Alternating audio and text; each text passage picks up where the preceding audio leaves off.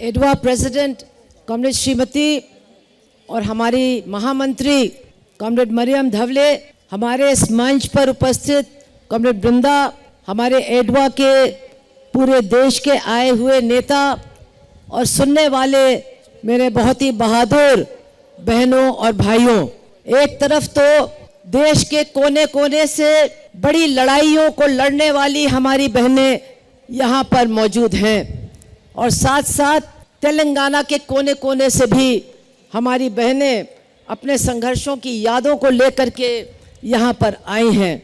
आज मैं आपसे बताना चाहती हूँ कि हमारे जो एडवा के लोग हैं, हमारे जो साथी हैं, किस किस तरह के संघर्ष करके यहाँ पर आपके बीच में आए हैं। अभी आप सुन रहे होंगे, अगर पहाड़ में हम देखें तो पहाड़ में उत्तराखंड है, एक छोटा सा राज्य है, लेकिन आज वो पूरा राज्य महिलाओं के पीछे खड़ा है, क्योंकि एक महिला के साथ वहाँ के बीजेपी के नेताओं ने बलात्कार किया, उसकी जान ले ली, उसको मार डाला और आज पूरा उत्तराखंड महिलाओं के साथ खड़ा है कि हम न्याय लेके रहेंगे, वरना हम सरकार को चलने नहीं देंगे। आज हम देख रहे हैं कि हमारी महाराष्ट्र की बहनें भी यहाँ पर आई हैं। अभी उन्होंने किसानों के साथ एक बहुत बड़ा लॉन्ग मार्च निकाला, पैदल मार्च निकाला, वहाँ के प्रशासन को घेर लिया और 2 दिन तक प्रशासन को घेर के रखा, नारा लगाया और प्रशासन को, जो बीजेपी का प्रशासन है, उनको उनके सामने झुकना पड़ा और सबकी मांग, महिलाओं की मांग और किसानों की मांगों को मानना पड़ा। आज हमारे बीच में हमारी बहुत बहादुर बंगाल की बहनें हैं, जो पिछले 15 सालों से एक फांसीवादी हमले का मुकाबला कर रही हैं, हर तरह की गुंडागर्दी का सामना कर रही हैं।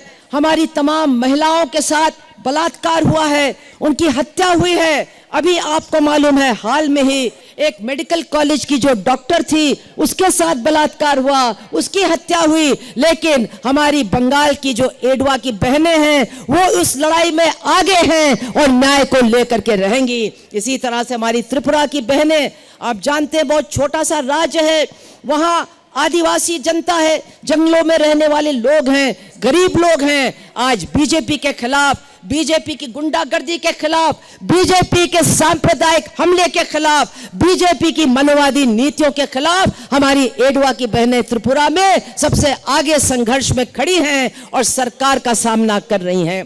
इस तरह से आप देखिए, पूरे देश में हमारी जो यहाँ पर महिला आई हैं अलग अलग राज्यों से, वो संघर्षों की कहानी लेकर के आई हैं। अभी कॉमरेड वृंदा ने, कॉमरेड श्रीमती ने आपको बताया कि केरला में एक नया रास्ता जनता को दिखाया जा रहा है, महिलाओं को दिखाया जा रहा है कि एक ऐसी सरकार भी हमारे देश में हो सकती है जो गरीबों के लिए काम करती है, महिलाओं के लिए काम करती है, सांप्रदायिक हिंसा को होने नहीं देती है, गुंडों को जेल में भेजती है, बलात्कार का सामना करती है और गरीबी दूर करने का जो सबसे बड़ा काम है हमारे देश में, उसको करती है, उसमें आगे बढ़ती है। उस सरकार की नीतियों को लागू करने में भी, उनको बनाने में भी हमारी महिलाओं का बहुत बड़ा योगदान है, बहुत बड़ा संघर्ष है। इसलिए सबका नाम मैं यहाँ ले नहीं सकती हूँ, सब राज्यों का मैं ये बता नहीं सकती हूँ, लेकिन मैं चाहूंगी कि पूरे देश के लोग आज देखें कि हर संघर्ष के आगे, हर संघर्ष के सामने एडवा का झंडा है, एडवा की हमारी महिलाएं हैं, एडवा की हमारी बहनें हैं और इस संघर्ष को, इस सम्मेलन के बाद हम और भी आगे लेकर के जाएंगे। मैं तो उत्तर प्रदेश से आती हूँ, मैं तो उत्तर प्रदेश में रहती हूँ। आज हमारे भाजपा के नेता कहते हैं कि नेता हो तो योगी जैसा हो। अभी हमारे प्रधानमंत्री केरला में गए थे, उन्होंने कहा मैं तो उत्तर प्रदेश जैसा केरला बनाऊंगा, मैं केरला को उत्तर प्रदेश जैसा बनाऊंगा। कैसा बनाएंगे?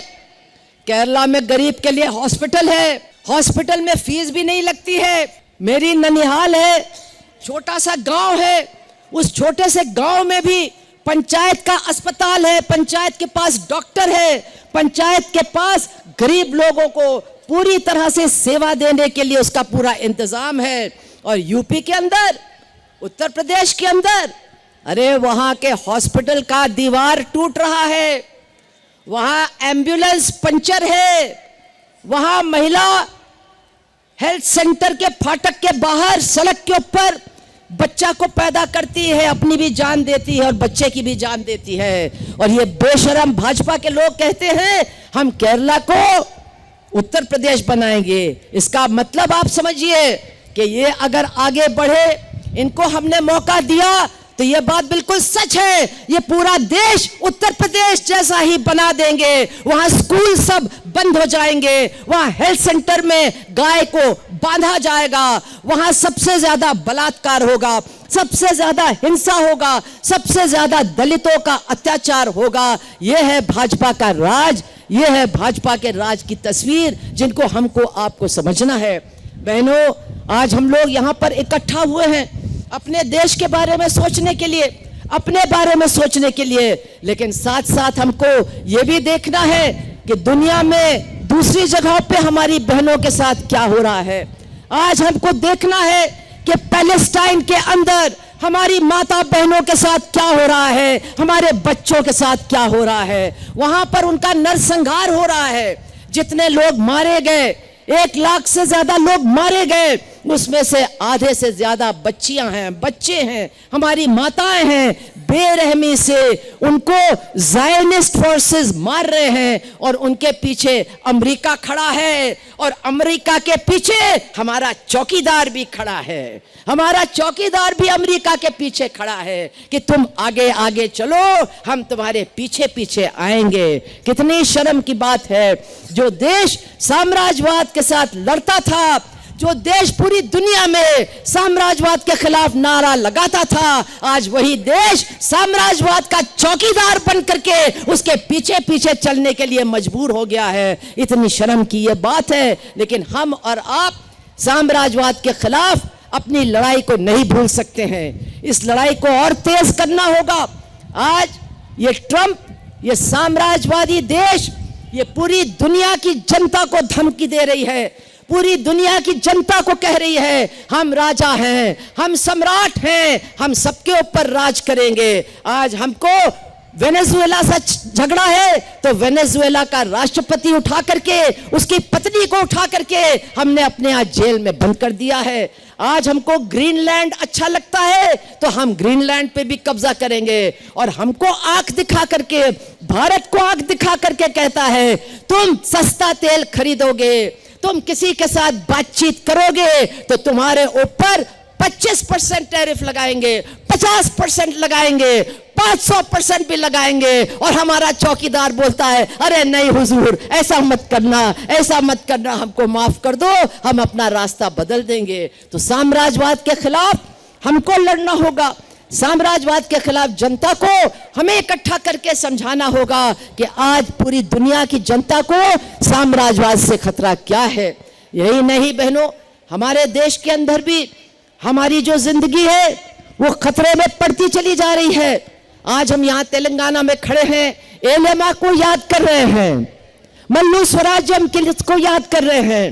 उन्होंने गुलामी के खिलाफ लड़ाई लड़ी, उन्होंने जमींदारों के खिलाफ लड़ाई लड़ी, उन्होंने हाथ में बंदूक उठा करके, उन औरतों ने आगे आकर के जमींदारी और गुंडागर्दी के खिलाफ लड़ाई लड़ने का काम किया। लेकिन आज 77 साल हो गए, 78 साल हो गए हैं, वो लड़ाई खत्म नहीं हुई है। वो लड़ाई नए रूप में हमको लड़नी होगी। वो पुराना जमींदार गया, लेकिन अब अडानी आ गया, अंबानी आ गया, पूरे जमीन का नया मालिक आ गया। अरे वो जो रामचंद्र रेड्डी था वो तो 40 गांव का मालिक था, अब तो अडानी और अंबानी ये पूरे देश के मालिक बन गए हैं। और हमारा प्रधानमंत्री कह रहा है और क्या दे तुमको, अरे आसमान दे दिया तुमको, हवाई जहाज दे दिया, हवाई अड्डा दे दिया, तुमको समंदर भी दे दिया, तुमको बंदरगाह भी दे दिया, तुमको रेल भी दे दिया, तुमको जमीन भी दे दी, जमीन के नीचे जो कुछ है वो भी तुमको दे दिया। अब बताओ तुमको और क्या देना है। ये हमारी सरकार की हालत है। तो एलेमा की लड़ाई, मल्लू स्वराज्यम की लड़ाई खत्म नहीं हुई है, वो नए रूप में और भी ज्यादा खतरनाक रूप में हमारे सामने है, उसको हमें लड़ना होगा। कल 26 जनवरी है, कल संविधान को लागू किया गया, लेकिन आज ये मनुवादी लोग, ये डॉक्टर बाबा साहब अम्बेडकर द्वारा बनाए गए संविधान को समाप्त करने के लिए, खत्म करने के लिए, उसकी आत्मा को खत्म करने के लिए मनुस्मृति को लागू करना चाहते हैं। और इसीलिए सबसे ज्यादा हमले महिलाओं के ऊपर इनके द्वारा जो शासित राज्य हैं, जहां जहां इनकी सरकार है, हरियाणा में, उत्तर प्रदेश में, बिहार में, मध्य प्रदेश में, जहां जहां इनकी सरकार है, सबसे ज्यादा हमले महिलाओं के ऊपर, बच्चों के ऊपर, दलितों के ऊपर वही हो रहे हैं। और न्याय किसको मिल रहा है? न्याय पीड़ित पक्ष को नहीं मिल रहा है, न्याय महिला को नहीं मिल रहा है, उस बच्ची को नहीं मिल रहा है। न्याय किसको मिल रहा है? बलात्कारी को मिल रहा है। न्याय किसको मिल रहा है? हत्यारे को मिल रहा है। कभी कभी भाजपा वालों से पूछना होगा, अरे भैया तुमको ये बलात्कारी इतने अच्छे क्यों लगते हैं?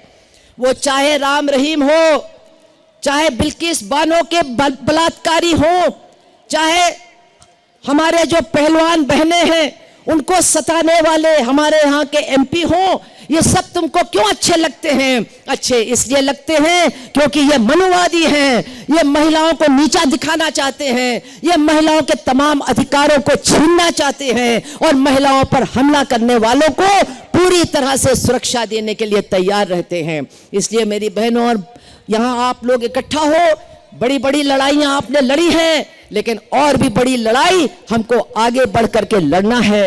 हमको कमरेड स्वराजम को याद करना है, एलेमा को याद करना है, पापा अमरनाथ को याद करना है, और जो हमारे तमाम नेता थे, तमाम रास्ता दिखाने वाले लोग थे, सुशीला गोपालन, मैथिली शिवरामन, बहुत सारे हमारे नेता हैं। हम लोग बहुत भाग्यवान हैं कि ऐसे नेता हमारे एडवा को मिले। आज उनको याद करते हुए हम अपने अंदर ताकत भर के कहेंगे, हम आपको भूलेंगे नहीं, हम सिर्फ आपकी तस्वीर को हार माला नहीं पहनाएंगे, आपकी याद से हम हिम्मत जुटा करके महिलाओं को, पुरुषों को, बच्चों को, गरीबों को इकट्ठा करके इस सरकार के खिलाफ और साम्राज्यवाद के खिलाफ अपनी लड़ाई को आगे लेकर के जाएंगे, लड़ेंगे और जीतेंगे। इतना कह करके मैं अपनी बात को समाप्त करती हूं। महिला एकता जिंदाबाद, एडवा जिंदाबाद, इनकलाब जिंदाबाद।